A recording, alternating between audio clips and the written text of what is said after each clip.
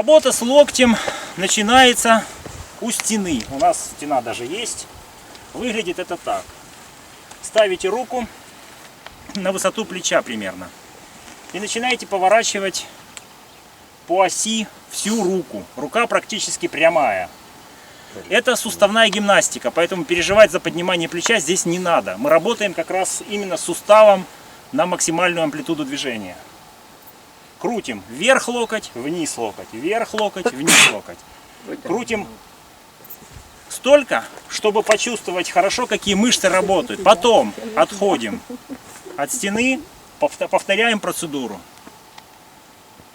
Опять подходим, если какие-то вопросы возникают. Отходим. На одну руку и на другую. Кто этого не делал, пожалуйста, сейчас к стенке.